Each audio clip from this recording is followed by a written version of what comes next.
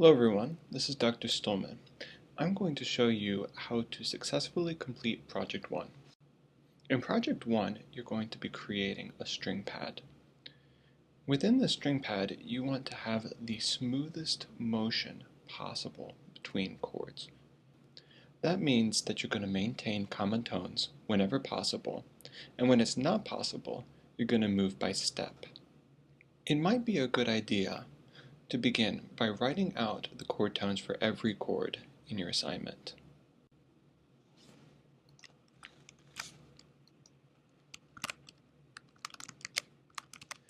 Notice that for a majority of the string pad, we're using seventh chords.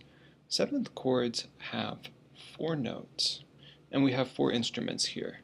So most of the time, we will only be using each note once. I would begin with writing the string pad out only with whole notes. When you move from one chord to the next, the first question you want to ask yourself is, are there any common tones between these two chords? A common tone is a note that is present in 2 adjacent chords. For example, in these chords, notice we have an A flat here and an A flat here, a C here and a C here. If the note is present in 2 adjacent chords, we want to sustain that note. Here's the C, and the A flat is in the cello. It might be helpful to cross out the notes after you're finished with them, because again, you'll only use each note one time.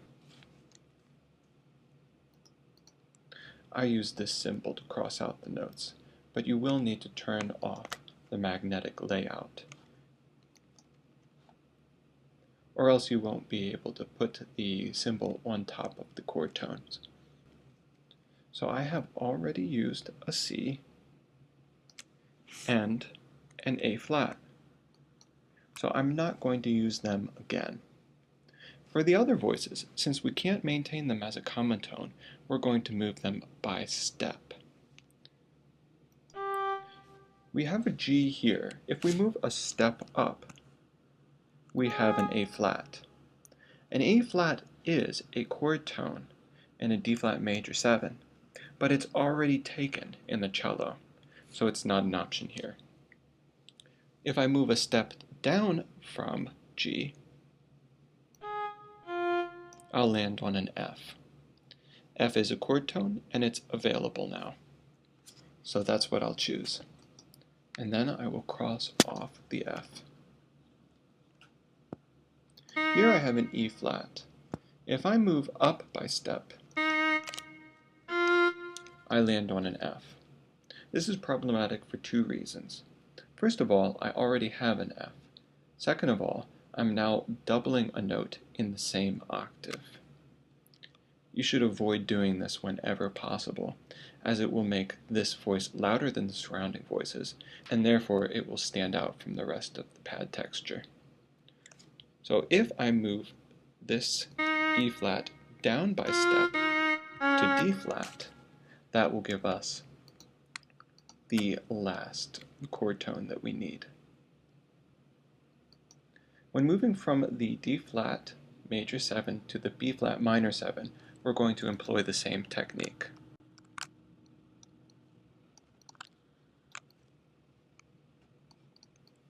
We're going to maintain common tones whenever possible, and when we can't, we're going to move by step.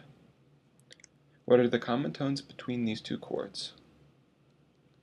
We have a D flat here and here, so that's a common tone, an F here and here, so that's also a common tone, and an A flat here and here, also a common tone.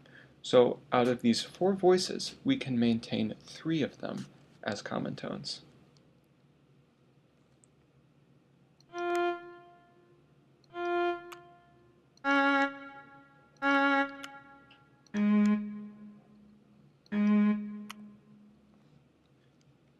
Since we've used these three notes now, I'm going to cross them out so that we don't accidentally use them again. We only have one remaining chord tone, and we can get to that chord tone by step in the first violin.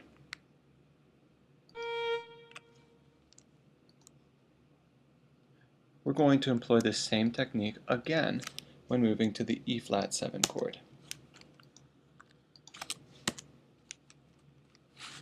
Where are the common tones between these two chords? We have B-flat and D-flat.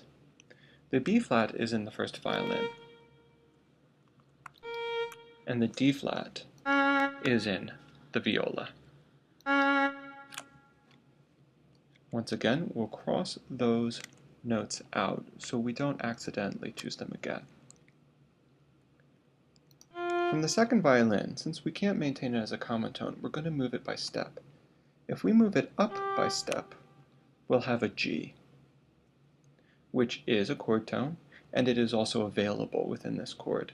If we move it down by step, we'll have an E flat. Notice that this is also available. So which should we choose? Both are options and both are equally valid at this point. What you do at this point is continue on and voice the rest of the chord and come back to it. At that point it may be more clear which choice is better. Moving on to the cello, we have an A flat that we cannot maintain as a common tone. If we move it down by step, we'll have a G, which is an option. If we move it up by step, we have a B flat. We've already used that chord tone, so that's not an option. I will move it down to a G, and then I will cross that out because we've used it. Now going back to the second violin, notice that the G is no longer an option, and so we will use the E flat instead. Whenever you have to move by step from one chord tone to another, you always want to check both the chord tone above the original note and the chord tone below the original note.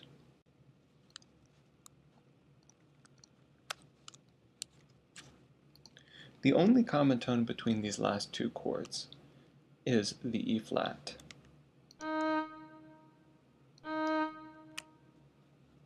Looking at the first violin, I can move by step up to a C, which is a chord tone, or down to an A flat, which is a chord tone.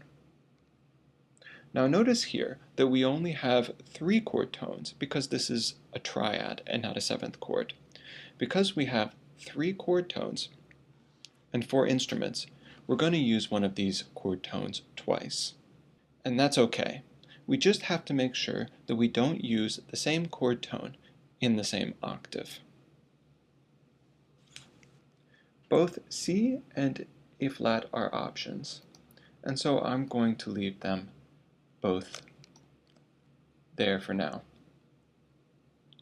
Moving on to the viola part, we can't maintain the D flat as a common tone, so we'll move up by step to an E flat or down by step to a C. If we move up to an E flat, once again, we've used the E flat already. Now we can use one pitch twice in this particular chord, but we can't use the E flat here because we have an E flat in the same octave, so that's not an option. Here we have a G. We can't maintain it as a common tone. Can we move it down by step? No, we cannot, because F is not a chord tone in an A flat major triad. So we have to move it up by step. Now all we have to do is make a decision on the first violin part. Either of these choices would be valid. However, the root is a better option. When you have to make a choice, doubling the root is always better because it adds stability to the chord. Now we have our entire project voiced. Now let's play it back and see what it sounds like.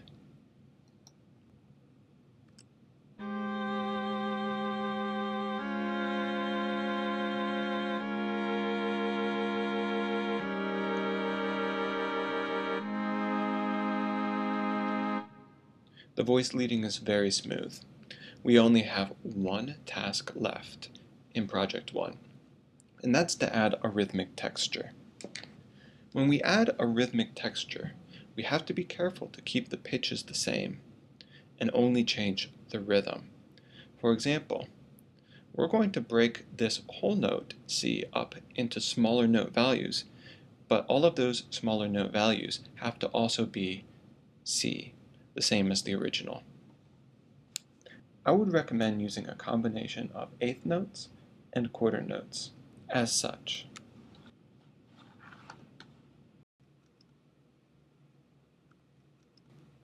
Now when we play the string pad back, you'll notice that it still has that smooth quality, but it has a little bit more forward momentum. Let's listen.